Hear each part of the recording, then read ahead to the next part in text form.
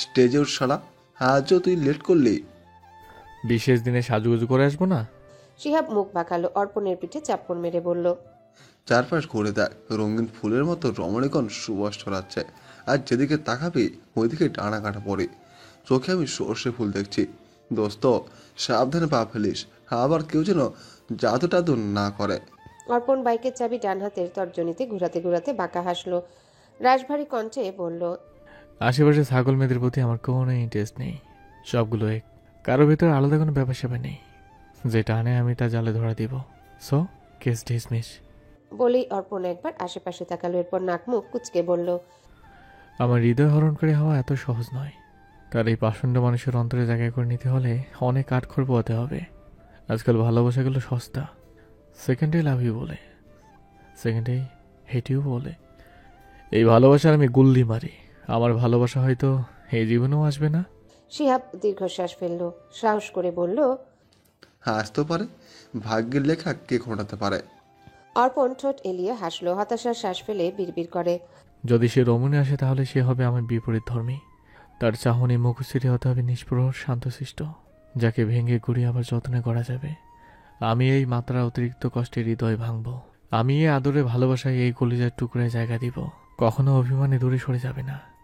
কেঁদে কেঁদে এক করবে, পরক্ষণে সেই অল্প সময়ের ব্যবধানেই জ্বরের বেগে লুটিয়ে পড়বে আমার এই কঠিন বুকের মধ্যখানে।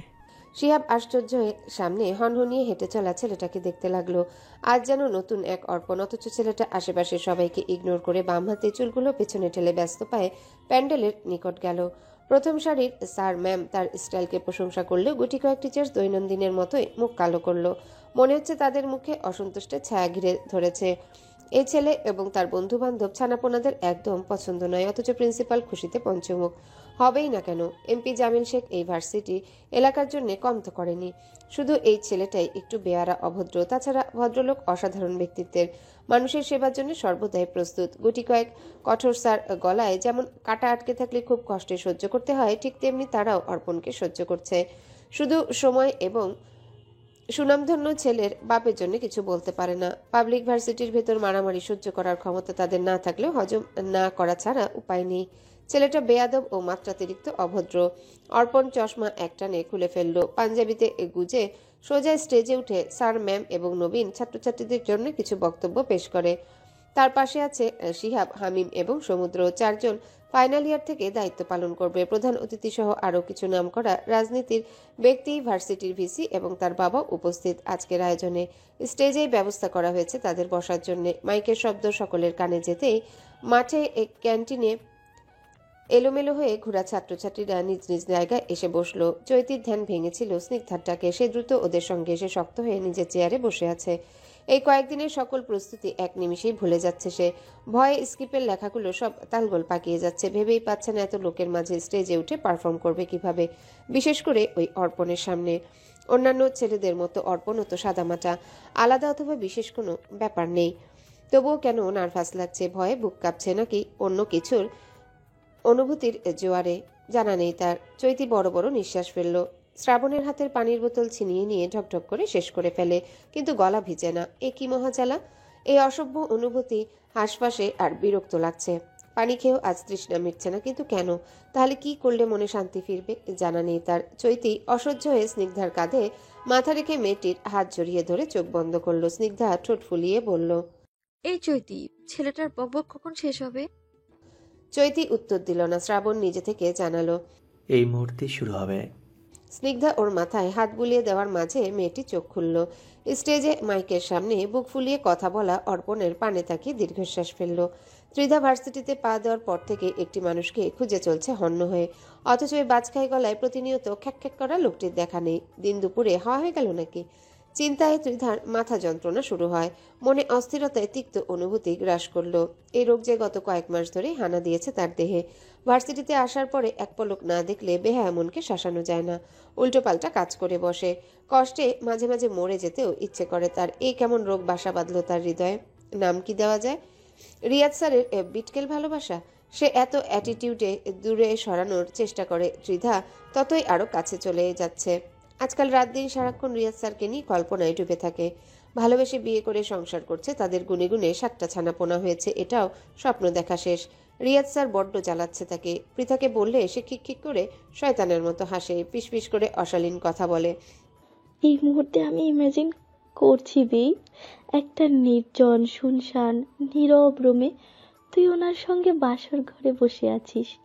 রুম জুড়ে ফুলের সুবাসে তোর গা শিউরে উঠছে, অজানা অনুভূতি এবং লজ্জায় তুই মরা মরা অবস্থা।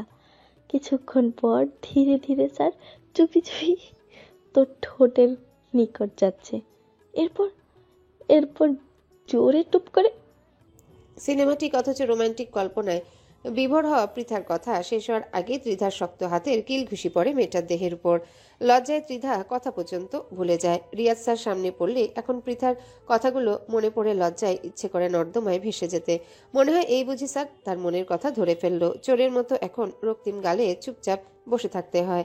কি এক মহা ঝামেলা! কিন্তু সে দমে যাওয়ার পাত্রী নয়। এসবের হিসেব গুনে গুনে সুদে আসলে ফেরত নিবে। চারিপাশে তন্ন তন্ন করে খুঁজেও আজ রিয়াজ স্যারের মুখশ্রী দেখতে না পেয়ে ত্রিধার গভীর চোখ যেন এবার ক্লান্ত হয়ে গেল। মুখ ফুলিয়ে পৃথাকে ইশারা করলো কিছু। মেয়েটা না সূচক মাথা নাড়ল। সেও দেখেনি। অমনি মুখটা অন্ধকার হয়ে যায় ত্রিধার। এত শখ করে নিজেকে আজ যত্ন করে সাজিয়ে এসেছে একমাত্র রিয়াজ স্যারের চোখে তাক লাগিয়ে দেওয়ার জন্যে। লোকটা যেন প্রথম নজরে বেসামাল হয়ে যায়। ত্রিধার রূপে পাগল হয়ে যায়। সারাক্ষণ বেয়ারার মতো দুষ্টু চোখে তাকায়, মাঝে মাঝে দুষ্টু ইঙ্গিত দেয়। অথচ কিছুই হলো না। কিন্তু কি হলো? সেই যে নেই। দুঃখে ত্রিধার সব আনন্দ মাটি হয়ে গেল। প্রধান অতিথি সহ প্রিন্সিপাল এবং এমপি থেকে শুরু করে প্রতিটা স্যার ম্যাম আগে নিজেদের বক্তব্য শেষ করলেন। কিছু সংখ্যক ছাত্রীদের পালা শুরু হলো। প্রতিবারের মতো অর্পণের কণ্ঠে মুখরিত ভার্সিটির চারিপাশ, সেই সাথে কিছু নারীর হৃদয়ের তীক্ষ্ণ ব্যথা। ছেলেটা যে আজ মধু মেখে এসেছে তার মুখে। বোরিং অথবা বিরক্তমূলক কথা যাই বলছে মধুর মতো মিষ্টি শোনাচ্ছে। ইচ্ছে করছে সারাক্ষণ এই অর্পণের দিকে তাকিয়ে রই। যত সময় এগিয়ে আসছে ততই চৈতি ঘেমে নিয়ে একাকার। বারবার ইতি ভঙ্গিতে টিস্যু দিয়ে কপাল, থুতনি এবং গলা মুছে যাচ্ছে। হৃদয়ে চলছে ভয়ঙ্কর ঝড়ের আভাস। মনে হচ্ছে এই ঝড়ে সব লণ্ডভণ্ড হয়ে যাবে। কিন্তু এই ঝড় কিসের? এত মানুষের ভিড়ে স্টেজে দাঁড়াবে তাই, নাকি অন্য কারণ? বুঝতে পারছে না ভীতু মেয়েটি। মিনিট 5 পরে হঠাৎ মাইকে অর্পণের বাজখাই গলায় ভেসে আসে। নিজের নাম শুনে চমকে ওঠে চৈতি। ভয়ে থতমত খেয়ে বিস্মিত নয়নে ছেলেটা হতভম্ব মুখের দিকে তাকালো। আমাদের মাঝে এখন উপস্থাপন করবে প্রথম বর্ষের মেধাবী ছাত্রী তাপসির চৈতি। বলেই অর্পণ হাতে থাকা লিস্টের কাগজে চোখ কুঁচকে গভীর নয়নে কিছু চিন্তা করতে ব্যস্ত হয়ে পড়ল। কপাল কুঁচকে ভাবল, এটা কোন চৈতি? সেই চুমকি নাকি অন্য কেউ? মস্তিষ্কে উল্টাপাল্টা চিন্তা করে পরক্ষণে সে নিজেকে বুঝালো চুমকি নয়, বরং অন্য কেউ মনে করে বেশি মাথা ঘাটাতে চাইল না। কিন্তু অবাধ্য মন কি তার কথা শুনে দিব্যি হাঁসফাঁস করে উঠল। মেয়েটাকে দেখার লোভে মনে পড়ল চুমকিও কি বাকিদের মতো নিজেকে অন্য রূপে সাজিয়েছে, শাড়ি পরেছে। যদি পরেই থাকে তাহলে কেমন দেখাচ্ছে তাকে? এক পলক দেখায় যায়। আজ যে দেখা হয়নি। সে কি আমাকে দেখেছে? মনে হাজার কল্পনা নিয়ে সে এলোমেলো দৃষ্টি ফেলল চারিপাশে।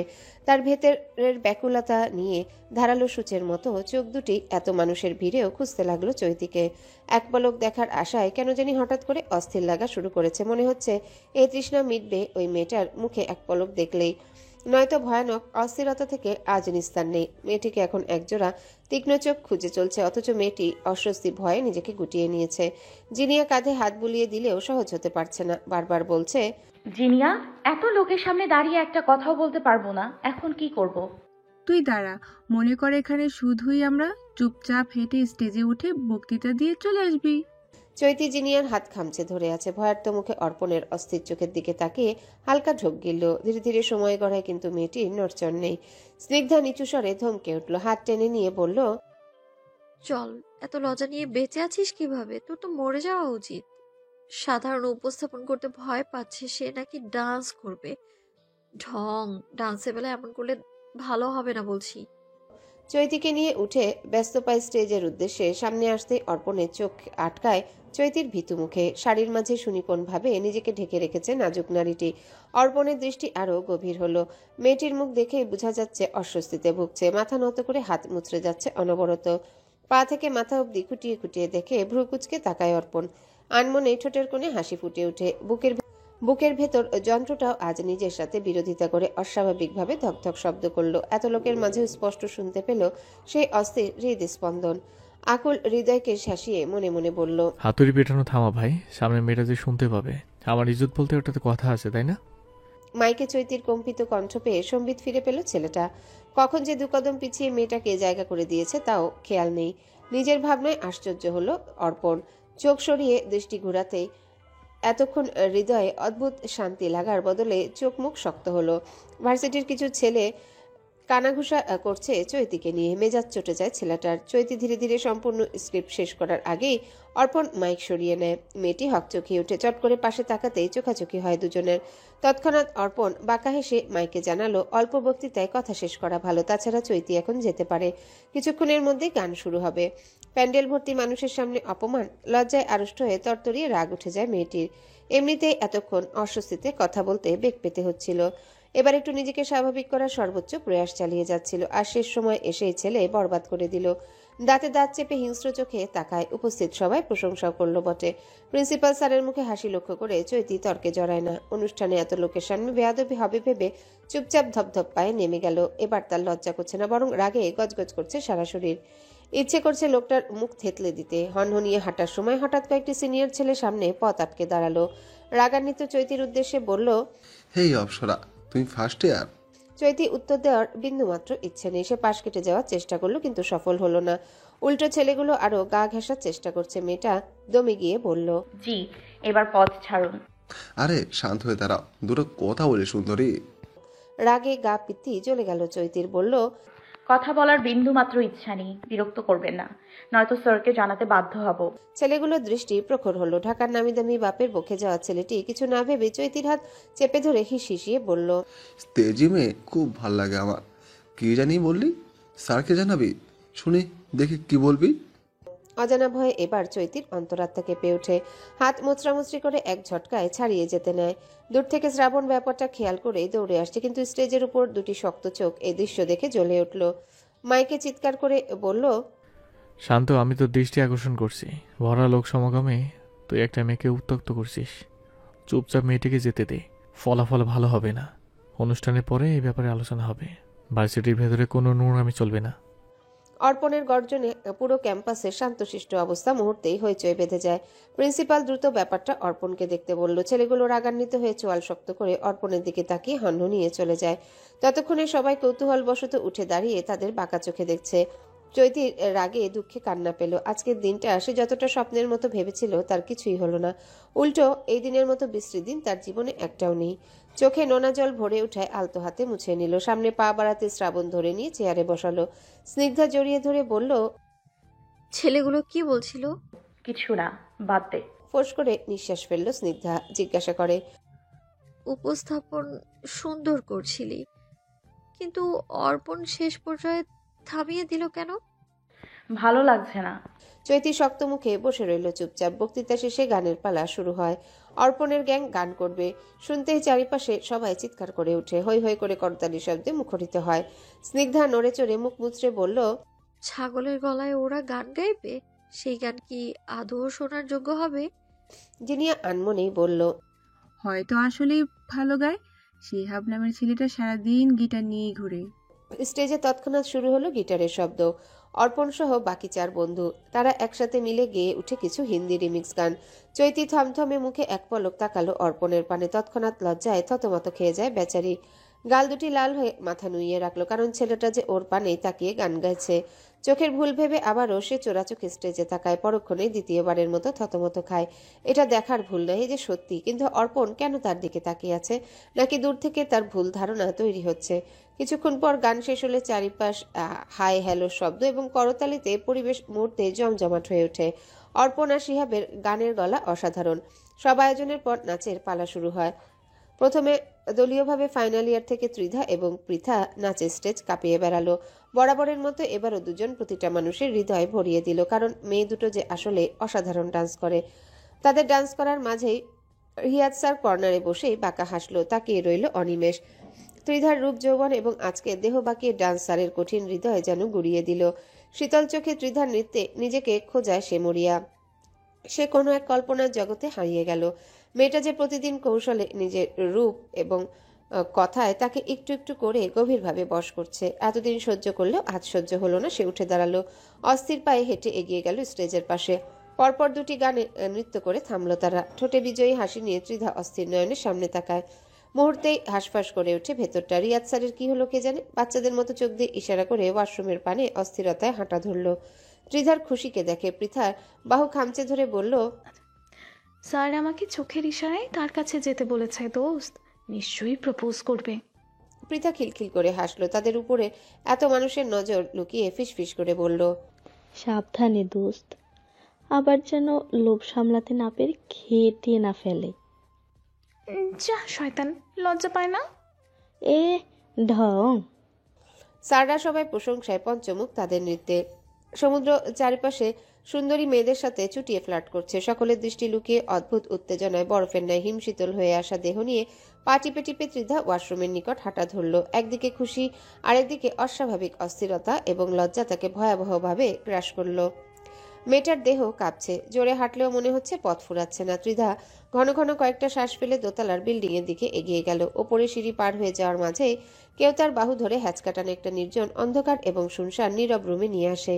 মেয়েটার পিঠ দরজায় ঠেকল। ত্রিধা ভয়ে চোখ বন্ধ করে চিৎকার করার মাঝেই ওপর ব্যক্তি বাম হাতে মুখ চেপে ধরল, ডান হাতে ঘাড়ের পেছনে হাত গলিয়ে দেয়। ত্রিধা মাত্রারূপে অনবরত কাঁপছে। অজান্তেই খামচে ধরেছে লোকটার পাঞ্জাবি। পলক্ষীনভাবে তাকিয়ে তাগড়া যুবকটি ত্রিধার মুখে আসা এলোমেলো চুল কানে গুজে দিল। ত্রিধার চোখ বন্ধ। তার ছোট আত্মা তখনও বিস্ময় কাটিয়ে উঠতে পারেনি। সে চোখ বন্ধ করেই অনুভব করছে যুবকটির ধারালো চাহনি। সেকেন্ডের ব্যবধানে সামনের ব্যক্তি গভীর দৃষ্টি ফেলে দুজনের মধ্যকার সমস্ত দূরত্ব ঘুচিয়ে ফেলল। কিছুক্ষণ পর আচমকা মেয়েটার গালে গাঢ় ভেজা স্পর্শ পেতেই ফট করেছে বিস্ফোরণ দৃষ্টিতে বলল, কি করছেন স্যার? শান্ত বন্ধুকে নিয়ে সিগারেট ফুঁকছিল বটগাছের নিচে বসে। অর্পণের সঙ্গে ঝামেলা আজ নতুন নয়, এটা সেই পুরনো ঘটনা। তার মধ্যে আজ লোক সমাগমে তাকে শাসিয়ে কথা বলেছে। মস্তিষ্ক গরম তো এমনি এমনি হয়নি। ঠোঁটের মাঝে সিগারেট চেপে লম্বা টান দিল। বন্ধুদের কাটকাট গলায় বুঝিয়ে বলল, অর্পণের পাখা দুটি কেটে ফেললে কেমন হয়? সত্যি বলিস শান্ত, তুই পারবি? শান্ত মৃদু হেসে শক্ত হয়ে বসল। অর্পণের উপর ভয়ঙ্কর রাগ থেকে তার বন্ধু তামিমের সঙ্গে প্ল্যান করলো আজ রাতে কিভাবে গ্যাঞ্জাম করা যায়। রাতের আধারে যখন অর্পণ একা বাসার উদ্দেশ্যে রওনা হবে, এই টাইমে তিনজন অ্যাটাক করবে। ছেলেটার হাড়গোড় ভেঙে হসপিটালে ভর্তি করানোর ব্যাপারে খুব সিরিয়াস হলো। শান্ত দুই বন্ধুকে সাফ সাফ জানিয়ে দেয় সাধারণ একটা মেয়ের জন্য এতগুলো মানুষের সামনে তাকে অপমান করার ফল কতটা ভয়ঙ্কর। ওই মেয়েটাকেও কাল দেখে নিবে। ভার্সিটির মাঠে কালি মেখে বুঝাবে ওর রূপে। শান্ত থুতু দেয়। সে পরপর 6টা সিগারেট শেষ করে তামিমকে কাটকাট গলায় বলল, ভাতৃর প্রথম দিন থেকেই খুব সহ্য করেছি ওই বাইঞ্চতকে। যখন তখন তুচ্ছ তাচ্ছিল্য করে কথা বলেছে। ওর বাপের জন্য দমে গিয়েছি, সহ্য করেছি ওর তেরামে, কিন্তু আর নয়। কানকির পোলার দেহ থেকে কলেজা আলাদা করবো আজ। তামিমও জ্বলে উঠল। তার কথায় সহমত পোষণ করে হাতে সিগারেট নিচে ফেলে পা দিয়ে পিষে ফেলল। একদিকে নাচের অনুষ্ঠান, আরেকদিকে সকলের চক্ষু লুকিয়ে পাঞ্জাবি পরিহিত অর্পণ হাতে মোটা একটা রড নিয়ে হনহনিয়ে প্যান্ডেল থেকে কিছুটা দূরে এলো। তুশিব আর রনি হকি স্টিক নিয়ে অর্পণকে বলল, শান্ত বটগাছের নিচে বৈশা আরাম করতেছে ভাই, ওরে কি উপরে পাঠানোর ব্যবস্থা করমু নাকি হালকা জামাই আদর খাওয়ামু? অর্পণ বাঁকা হাসলো। হাতের রড সর্বোচ্চ শক্তি দিয়ে চেপে ধরে চুপচাপ বটগাছের নিকট হাঁটা দিল। তুশিবও দৌড়াচ্ছে তার পাশাপাশি। ছেলেটাকে বগল দাবা করে মাথাটা নিজের বুকে চেপে অর্পণ হাসি মুখে বলল, সিরিয়াস মুহূর্তে হাসতে নেই, কিন্তু এখন না হাসি পারছি না তুষিপ। দিন দিন বেশ উন্নতি হচ্ছে তোর। জামাই আদর নামটা ভালোই বলেছিস। অর্পণ বড় বড় পা ফেলে বটগাছের নিকট এসে হুঙ্কার ছেড়ে বলল, কিরে মাদার বট, সিগারেট খাচ্ছিস? আজ ওই সিগারেট তোর পাচার ভিতরে দিতে আসছি। বলেই অর্পণ টান টান হয়ে দাঁড়িয়ে তেজি কণ্ঠে ফের বলল, চুমকির পথ আটকে দাঁড়াস? ওর সঙ্গে নষ্টমী করে পায়তারা করিস? তোর উপর এখন বুলডোজার চালানো হবে। তসিবের ভাষায় যাকে বলে জামাই আদর। আকস্মিক গর্জনে চমকে উঠে শান্ত তড়িৎ পেছনে ঘুরে ভয়ে চুপসে গেল। সঙ্গে থাকা বন্ধুদের মুখেও আতঙ্ক। ওদের কালো মুখ দেখে অর্পণ শব্দ করে হেসে ওঠে। হাতে থাকা রড ঘুরিয়ে ঘুরে একদম মুখোমুখি হলো। শান্ত আচমকাই 2 কদম পিছিয়ে যায়। ছেলেটা ভেতরে ভেতরে ভয় পেলেও যথেষ্ট শক্ত থাকার অভিনয় করলো। পাশ ফিরে ভীতু বন্ধুদের দেখে চোখ রাঙাতেই আকস্মিক ঘটনায় শান্ত ব্যথায় ছিটকে নিচে পড়ে যায়। ভারী শরীরটা ধপ করে পড়ায় শব্দ হলো বেশ। অর্পণ 2 হাতে রড দিয়ে তার হাঁটু বরাবর বাড়ি মেরেছে। রাগে ক্রোধে হাতের শিরাগুলো ফুলে একাকার। অর্পণ ক্রোধে গর্জন করলো, কোন হাতে স্পর্শ করছিলে ওকে? এই বাম হাতে নাকি ডান হাতে? কোনটা ভাঙবো আজীবনের জন্য? দেখ অর্পণ, এসব কি করছিস? থাম বলছি, আমার কথা শোন। তুষিবার রনি ততক্ষণে ওর বন্ধুদের উড়াধুরা হকি স্টিক দিয়ে মেরে আদমরা করেছে। তাদের উপর হঠাৎ আক্রমণে কেউ নিজেকে রক্ষা করার সুযোগ পায়নি। এই হিংস্র অর্পণের শিকার হয়ে কলিজা শুকিয়ে কাঠ। অর্পণ যখন মাঠে নামে ক্ষতবিক্ষত না করে সেই মাঠ থেকে ওঠে না। প্রতিনিয়ত নানান জায়গায় রেকর্ড আছে তার। মাটির লুটিয়ে পড়া ছেলেগুলো অনবরত গড়াগড়ি খেয়ে ব্যথায় চিৎকার করছে। তুষিব গর্জে উঠে তাদের অনবরত বুকে আঘাত করতে করতে বলল, হ্যালো বন্ধুরা, পরবর্তী পার্ট খুব তাড়াতাড়ি আসবে, তো সবাই অপেক্ষায় থাকো। আর চ্যানেলটি যারা এখনো সাবস্ক্রাইব করোনি তারা পরবর্তী পার্ট দেখার জন্য চ্যানেলটি সাবস্ক্রাইব করে রেখো। ধন্যবাদ সবাইকে, আমাদের সাথেই থেকো।